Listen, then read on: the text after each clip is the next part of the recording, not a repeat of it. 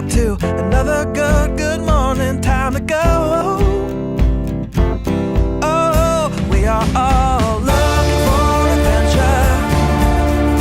We are all looking for adventure. We are all Welcome back to the 3x5 Life podcast. So we break down one thought in 3 to 5 minutes.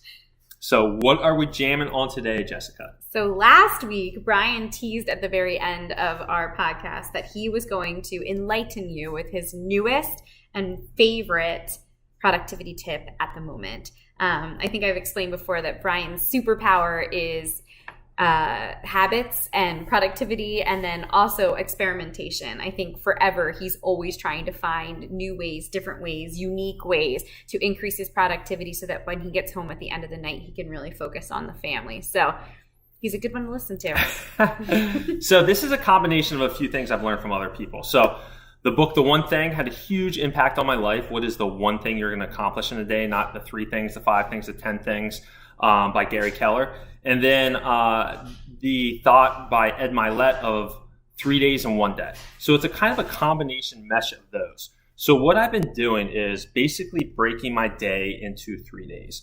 So when I wake up at 5 a.m. to noon is 1 day. And then from noon to 5 p.m. is my day 2. And then from 5 p.m. to basically 9-ish when I go to bed is day 3.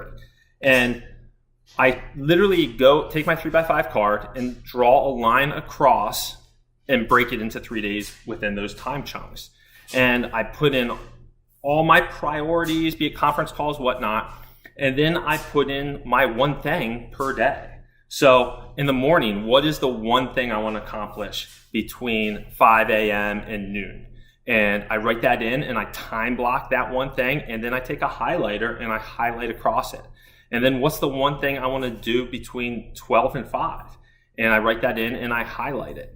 And then what's the one thing I want to accomplish at home with the family in the evening? Be it, go for a bike ride or whatever it is. What's that priority? Because that's a different day. It's the day with the family at that point. And I'm trying not to let one day spill into the next day. So my morning session is very strategic on something.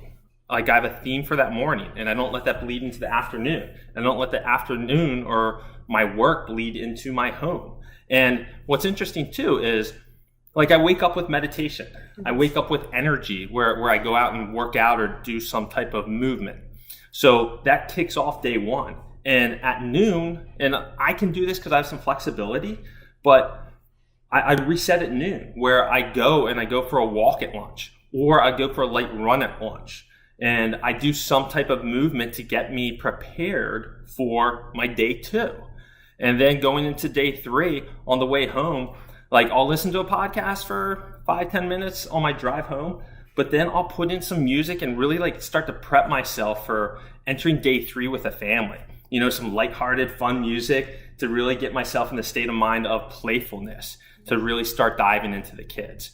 So that's been my productivity strategy the last few months, and it's been huge. Just kind of saying, okay, what's my one thing, but within the 3 days of 1 day, if that makes sense. I love that. Do you ever find that some of those one things in those 3 sections become your wins at the end of the day? Oh, 100%. Because I feel like you're almost setting yourself up for being like, okay, if I can transform this, or if I can hit this, then it naturally becomes a win because it brings that joy, that celebration, that piece of like accomplishment. Exactly. And also like highlighting it, there's something about just like jumping off the card at me, because it's like the one activity in each, day that's highlighted. So there's 3 things highlighted on the card and it's staring at me all day long, and I want to accomplish it.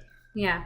I love that. And Bryan's mantra always, for a while now, has been bring the joy. And I feel like that mantra for you on your way home and when you come into the door, with that energy, so many of us are so lagging at the end of our day, but I do find from like a observer standpoint that you are able to kind of turn that on when you enter the door, and the kids feel it and I feel it, and it almost gives us a boost of energy. Yeah, because I'm trying to be intentional. It doesn't happen every day, but just bringing in some intentionality, and people are like, well, shouldn't you just roll with it, not be as scripted?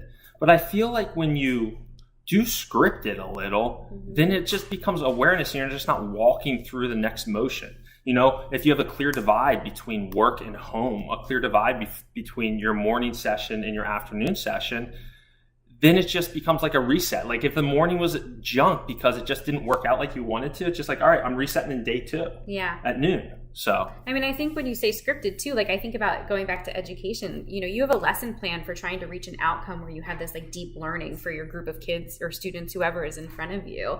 And if I walked into my day with my students and had no plan or no idea where I was trying to get to or the points that I needed to get to in order to instill that deeper learning, then it would be a disaster. So why don't we, you know, give ourselves that same gift of being able to plan and accordingly so that we also leave that day with that outcome or that feeling that we want to accomplish. So yeah.